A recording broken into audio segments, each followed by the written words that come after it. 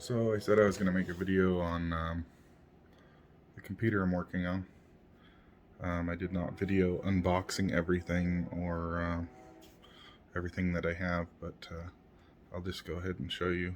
I'm building two. I'm building one for my mother, who's basically just going to use it online. I actually ordered a bunch of parts for this one in ignorance, not knowing that you can't use i7s and dual core um, dual core motherboards. So I had to switch my processors for the motherboard that I'm building now, which left me with RAM, standard style RAM and an i7. So my mother had, had in conversation had said that she wanted a new computer, so I'm going to build one for her with some of the parts that I bought extra. I don't really believe in returning stuff. Like, if you buy the wrong stuff, I don't really believe in returning it for the most part. I mean, you buy something from Walmart, sure, go ahead, but when you buy from the individual, it's a not unnecessary headache. Now, if they sell you something that's broken, sure, return it. But if you order the wrong part and then you return it and expect them to take it back and try to resell it, well, then they're trying to sell an open box used item and all that stuff. And it really is hard for smaller businesses to try to do that. And the main reason they do that is because they're trying to compete with, say, Walmart that'll take anything back.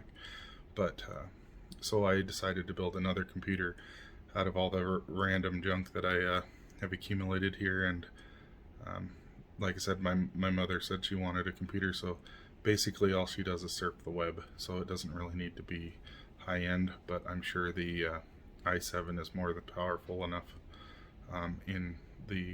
It's an X99 single core, and I don't know what they call these. Everybody just calls them industry standard X99. Technically they're not. This is a dual core motherboard, a Chinese motherboard. I unfortunately do not have coolers yet. I'm still waiting for them in the mail. But here's what I'm building, where I'm building it in.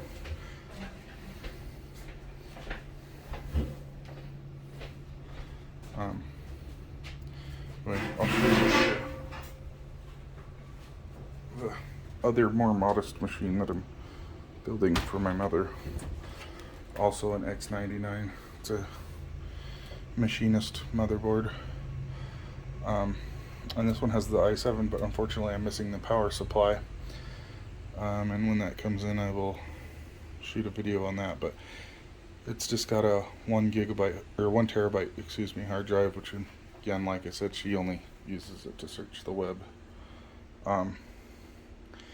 This I'm gonna load up with a whole bunch of stuff, but missing parts for both of them, so I'm kind of at a stopping point. Anyway, I'll show you in the next videos. And the reason I don't just take the power supply out of that one and throw it in this one is because that one's an 850 and this one's probably only going to get a 550. I can't remember what I ordered. It's either 450 or 550, but that's a K4000 and they don't take a whole lot of juice to run. And my mother's not even gonna, even if I had an undersized power supply in there, she's not gaming with it or anything. It would never be used to its extent. And I think those are 4 gig chips, so there's 4, 8, 12, 16. Again, way more than she's ever gonna use.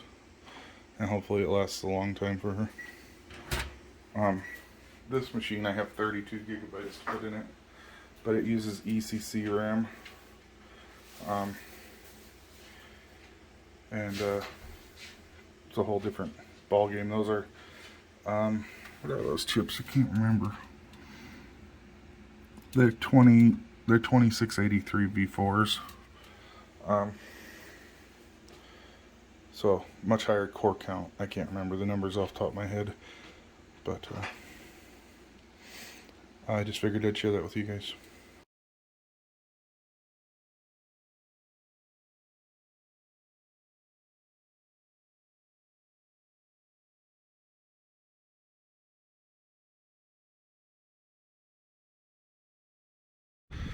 So this is my truck we affectionately call Missy. She hasn't been started in quite a while. We're gonna see if she starts right now.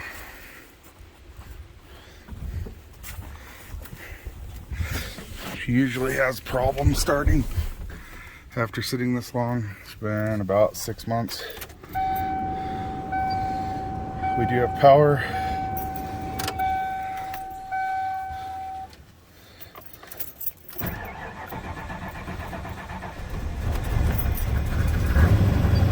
Hey, she started pretty good today. You know, sounds like hell. The reason she sounds like hell is because it's got multiple open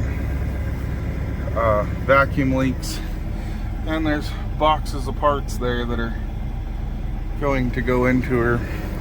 I really wanted to work on Big Red while I was home. I did not get the opportunity to. This is the first day it hasn't been raining, and I'm about ready to leave out again. And I really mean this is the first day it's not been raining and nasty and windy, and I don't have a shop. Well, I mean, I kind of do, but I don't have nothing I can pull a truck into. But I would rather be working on him right now. But anyway, I sold my pickup so that I'll have more money to spend, more liquid funds to put into these guys. This one needs just about everything. Everything on top of the block is bad on this engine, meaning the fuel injectors, the intake. I bought a bunch of new parts. We're going to see if I can get this motor running more smoothly so I can use it as a daily. If not, probably going to do an engine swap. I might do an engine swap on Big Red too. I don't know. I literally, since I've been here last time, have done nothing to either of them. My truck's been in the shop. We have,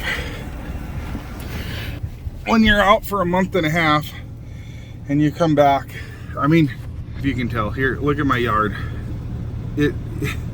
My yard's dead. There's weeds that are knee. There's a list of things so long that needs to be done that it's hard to get time to get after the truck, and then when it's raining and nasty outside the whole time you're home, that doesn't help either. I don't know. One of my thoughts is potentially putting a 3.5 EcoBoost in that truck. Now, and I'm talking about Big Red. Now the reason is because right now he has a 330 cubic inch gas engine. It's a heavy duty engine. It's made on the FT platform, which is very similar to the FE but not quite, and it produces a 101 horsepower, and it would be nice if I had a little bit more horsepower than that if I'm going to use it for anything. One of the things I've thought about and talked about using this truck for is I do own a trucking company, and if I get it running well enough, I would like to do a few runs in it for the channel and see how people like seeing the truck, seeing a 1969 cab overhauling an actual freight load. I will probably do it at some point. That truck, I've owned it so long that I don't think it's going away anytime soon. But I've got a bunch of little things that need to be done, like this door here. There's no latch mechanism for it because this door is off of like a 1980s truck and the cab is 1960s. And if you can see by that rust right there, that would be why I don't have that door anymore.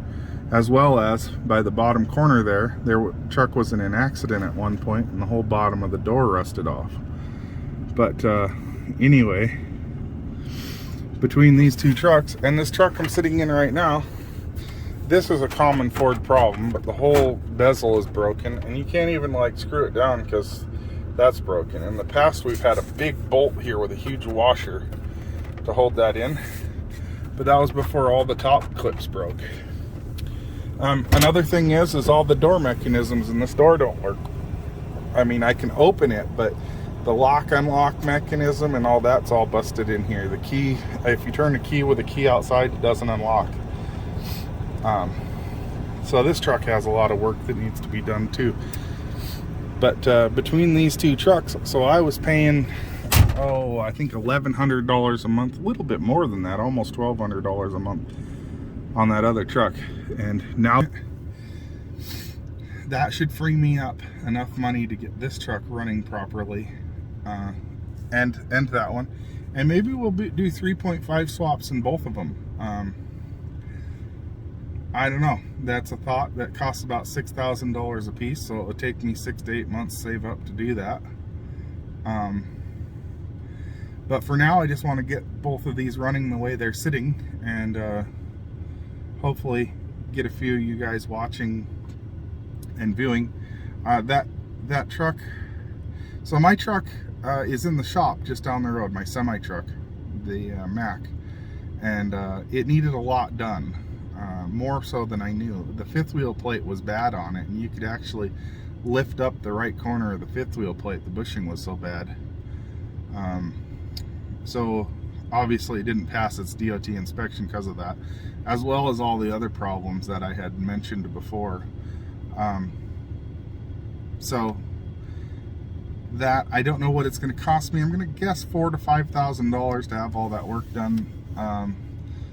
The only thing holding me up at this point is, I guess, the HVAC. I knew the blower motor had melted at the switch, and apparently it's melted all the way back down into the dash, and the wires are melted together, so they're going to replace the whole harness for that.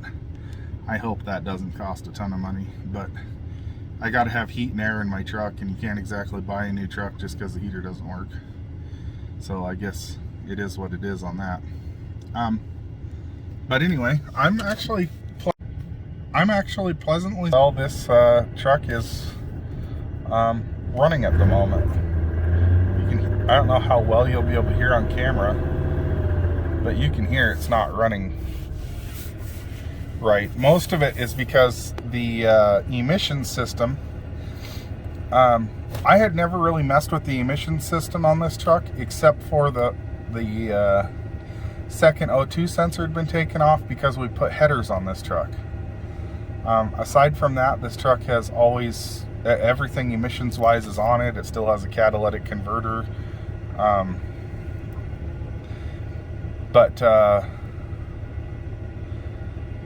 because it's two headers down into one pipe, so it still has the catalytic converter. It still has all the other emission stuff. But one day I was driving down the road, and all of a sudden, out that corner right by the mirror, smoke started coming out. Well, it was part of the emission system had failed and was letting literally exhaust gas was coming out that corner.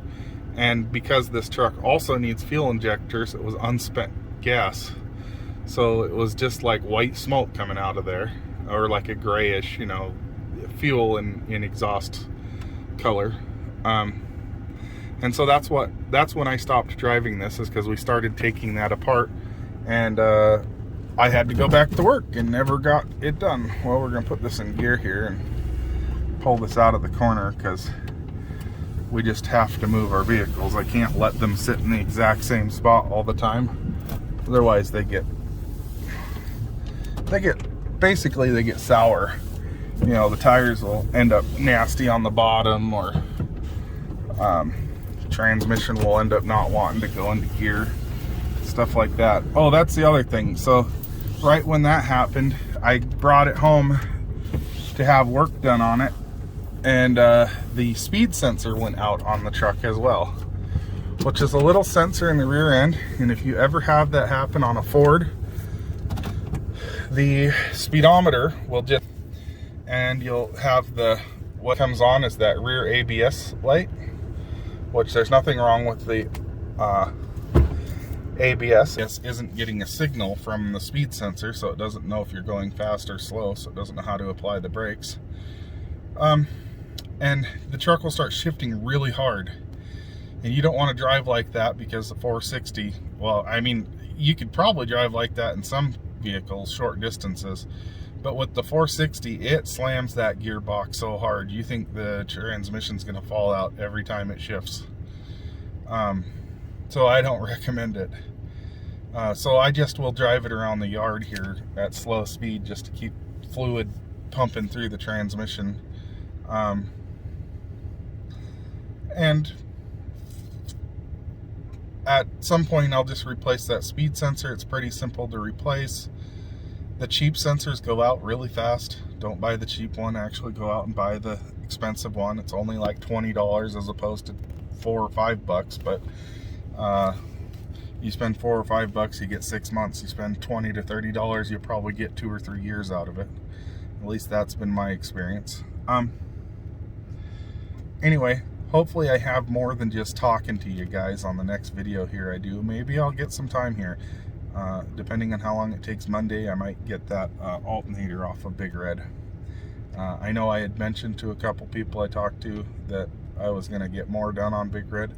But this truck I'm sitting in right now, she's probably going to end up going to the shop, and I'm just going to have them finish. In these boxes over here, I have fuel injectors, I have sensors,